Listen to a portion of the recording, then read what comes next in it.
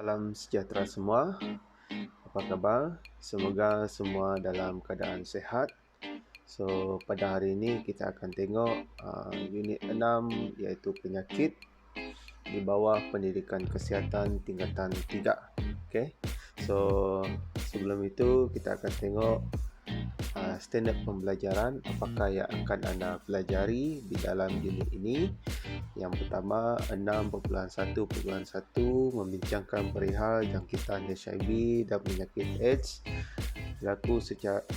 berlaku serta cara untuk mengelakkan diri lah. Okay. Standard yang kedua menilai situasi yang boleh mendedahkan diri kepada jangkitan HIV dan penyakit AIDS. Dan standard yang ketiga menjana idea kesan jangkitan HIV dan penyakit AIDS kepada diri dan orang lain. Okay. So kita terus kepada pengenalan, di mana AIDS ialah penyakit yang disebabkan oleh virus kurang daya tahan manusia. Okay. Di mana virus ini dia akan melumpuhkan keupayaan sumber daya badan dalam melawan penyakit lah.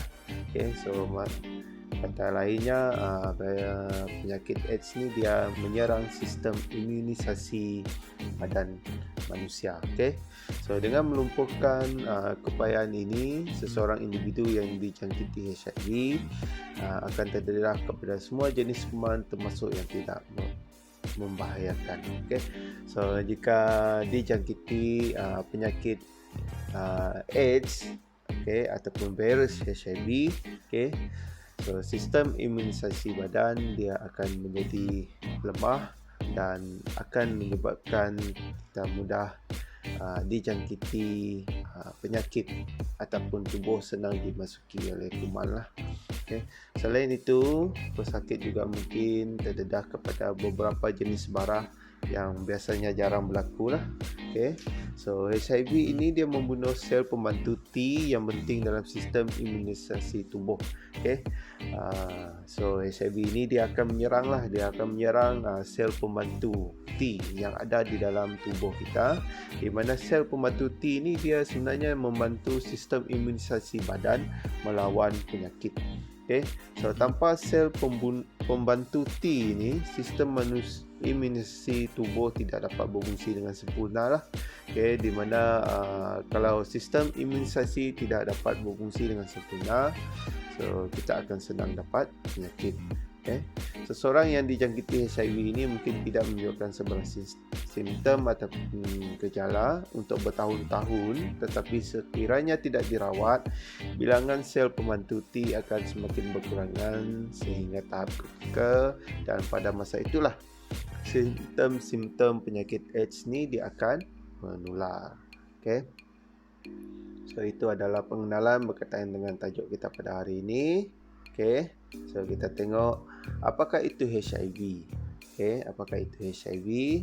Okay. HIV ialah Human Immunodeficiency Virus, iaitu sejenis virus yang melemahkan sistem pertahanan badan untuk melawan penyakit lah. HIV dia akan menyebabkan AIDS. So kat sini HIV itu adalah virus. HIV bukannya penyakit. So anda kena faham dekat situ HIV ialah virus, penyakit ialah AIDS. Okay. Apakah itu AIDS? Okay. AIDS ialah di mana kalau nama orang putihnya acute immunodeficiency syndrome, ataupun penyakit yang dihadapi apabila HIV melemahkan sistem pertahanan badan melawan penyakit. Okay. Di mana sistem pertahanan badan yang lemah mungkin akan menyebabkan penyakit yang serius dan menyebabkan kematian lah. Okay. So HIV terjadi apabila badan dijangkiti oleh virus AIDS. Penyakit AIDS berlaku disebabkan oleh jangkitan virus HIV. Okay. So bila badan kita dijangkiti oleh virus HIV, jika tidak dirawat, okay, ianya akan menyebabkan kita dijangkiti oleh penyakit AIDS. So anda kena faham dekat sini, HIV ialah virus, okay, AIDS itu adalah penyakit. Okay. Apakah perbezaan? Okay, kalau anda lihat dekat sini, apakah perbezaan antara HIV dan AIDS? Okay, HIV ialah virus. Okay, HIV ialah virus yang menyebabkan penyakit AIDS. Okay? Walaupun HIV menyebabkan AIDS, seseorang itu boleh menjadi pembawa HIV bertahun-tahun sebelum mendapat AIDS. Maksudnya dekat sini, kalau kamu dijangkiti oleh virus HIV, okay, ianya tidak serta-merta kamu akan mendapat penyakit AIDS. Okay? Dia akan mengambil masa yang mungkin masa yang lama. Dia bergantung kepada sistem imunisasi badan kamu. Okay? Itulah kenyataan yang ketiga. Itulah apakah perbezaan antara HIV dan AIDS. Okay? So, kita tengok ada info tambahan. Tahukah anda kes pertama HIV yang dilaporkan di Malaysia ialah pada tahun 1986.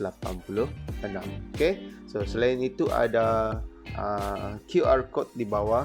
Okay, anda boleh scan QR code di bawah muka surat 171. Anda boleh scan dan boleh tengok video berkaitan dengan HIV lah. Okay? So, cegah sebelum padah. Okay? Bagaimana seseorang itu dijangkiti HIV. Okay? Terdapat beberapa punca seseorang itu boleh dijangkiti HIV lah. Okay? Antaranya, kalau anda lihat dekat sini, antaranya adalah yang pertama, okay, daripada ibu bapa yang dijangkiti HIV. Okay? Ibu bapa, istilah daripada ibu yang dijangkiti HIV kepada janin lah. Okay? Mungkin ibu itu dia pembawa HIV. Okay? So, bayi yang dikandung itu juga akan mendapat HIV lah. Ini adalah bagaimana seseorang itu dijangkiti HIV lah. Kemudian perhubungan seks tanpa perlindungan. Okay, ini adalah mungkin melalui pelakuan seks bebas. Okay, perlindungan maksudnya dekat sini ialah penggunaan alatan mencegah. Okay, contohnya seperti kondom. Okay, so perhubungan seks tanpa perlindungan ini sebenarnya dia dapat mendedahkan diri kepada jangkitan penyakit lah. Selain jangkitan penyakit kelamin, boleh juga terdedah kepada jangkitan penyakit HIV lah. Okay. Kemudian perkongsian jarum suntikan yang tercemar dengan HIV, ini mungkin berlaku di antara golongan-golongan penagih dadah. Okay, untuk jimat kos mereka berkongsi jarum. Okay, mungkin ada di antara mereka yang mengidap HIV. Okay, so perkongsian jarum ini akan mendedahkan diri kepada jangkitan HIV lah. Kemudian faktor yang seterusnya, menyusu daripada seorang ibu yang membawa HIV, ini pun boleh juga menyebabkan jangkitan berlaku lah. Okay. Seterusnya melalui pemindahan darah yang tercemar. Okay, so pemindahan darah yang tercemar ataupun darah yang mengandungi virus HIV juga boleh menyebabkan seseorang itu dijangkiti oleh penyakit HIV. Okay, seterusnya penggunaan peralatan pembedahan yang tercemar, okay, dan pemindahan organ. Okay, semua ini adalah bagaimana seseorang itu boleh dijangkiti oleh virus HIV. Okay. So, apakah yang berlaku apabila seseorang itu dijangkiti HIV sehingga menyebabkan penyakit AIDS? Okay. Tiada jangka masa yang tertentu bagi jangkitan AIDS kerana kadar kejadian bagi setiap individu adalah berbeza. So, faktor genetik juga boleh mempengaruhi jangka masa ini. Okay. Faktor genetik, faktor sistem imunisasi badan, dia akan mempengaruhi lah. Okay. So, proses jangkitan, kalau anda lihat dekat sini, ini adalah proses jangkitan di mana yang pertama ialah proses jangkitan. Peringkat awal jangkitan HIV, dia akan menyerang sel badan dan beraplikasi sebelum sistem imun bertindak balas lah. Pesakit mungkin berasa seperti diserang seselma. Dia mungkin akan diserang seselma lah. Dia rasa badan dia demam. Tidak berapa sihat. Kemudian proses tindak balas.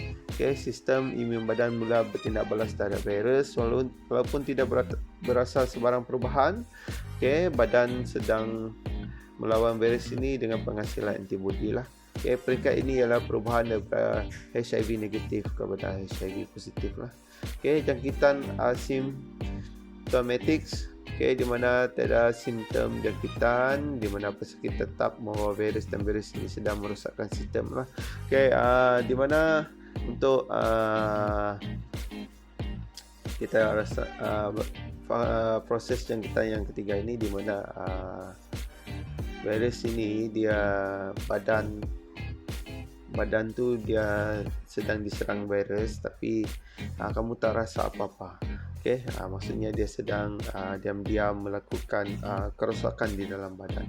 Okey, so proses yang keempat, peringkat jangkitan yang di mana anda menunjukkan simptom jangkitan seperti jangkitan radang paru-paru. Yang ini peringkat yang keempat ni dia mulai teruk lah. Okey, dia akan menyerang organ-organ dalaman. Dan yang keempat, okey, so pesakit yang didiagnos sebagai pengidap AIDS apabila mempunyai pelbagai simptom dan jangkitan. Okey, ujian perlu dijalankan untuk mengesahkan penyakit AIDS. Okey, jika kamu dah mengalami banyak simptom ataupun jangkitan ataupun kerosakan di dalam badan, okey, kamu akan didiagnos lah untuk pengesahan. Okey, kaedah pencegahan. Okey, so ada beberapa kaedah pencegahan.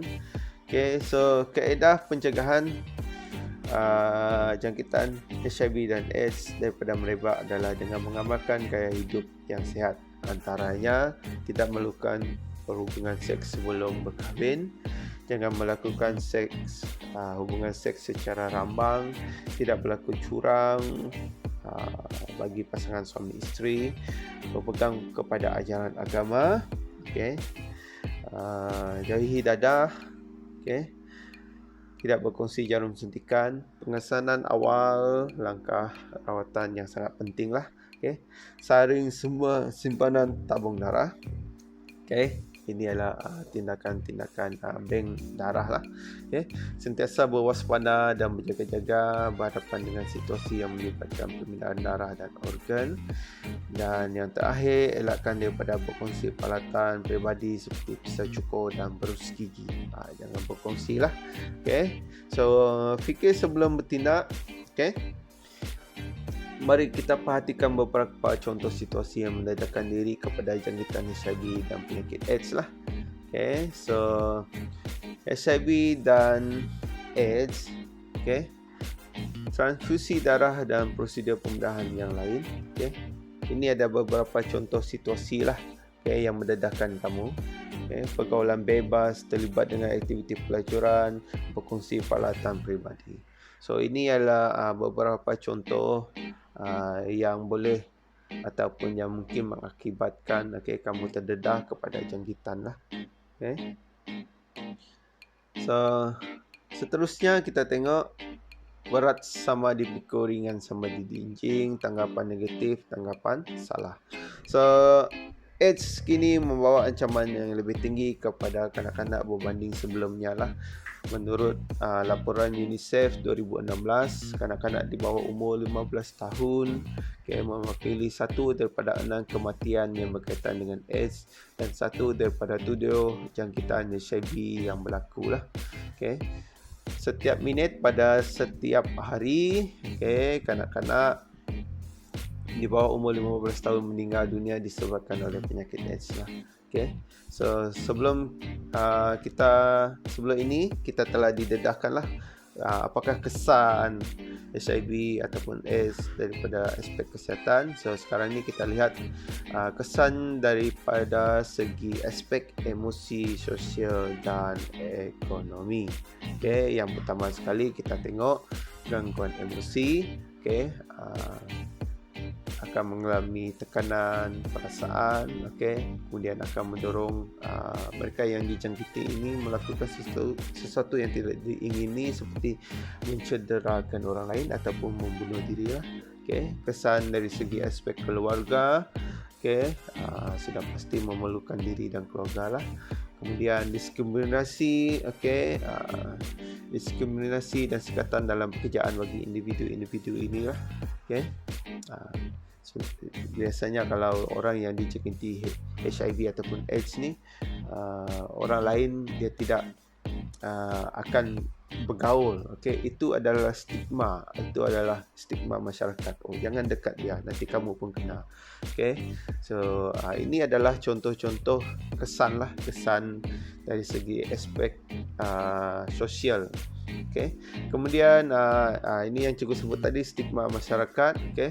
So, masyarakat akan beranggapan orang yang dijangkiti HIV dan AIDS ni adalah orang yang berbahaya dan perlu dipinggirkan. Okey. Dan masyarakat akan beranggapan bahawa individu ini mengamalkan gaya hidup yang tidak normal lah. Okay, ini adalah stigma masyarakat. Seterusnya dari aspek ekonomi, kos sara hidup meningkat, kos perubatan yang tinggi dan produktiviti menurun. Okay, so ini adalah kesan daripada aspek emosi, sosial dan ekonomi. Okay, so itu saja untuk penerangan saya berkaitan dengan penyakit HIV dan AIDS. Di bawah unit penyakit iaitu pendidikan kesihatan, pendidikan jasmani tingkatan 3. Okay, so berjumpa anda lagi di tajuk dan topik yang seterusnya. Okay, jaga diri, jaga kesihatan. Okay, jumpa lagi. Bye-bye.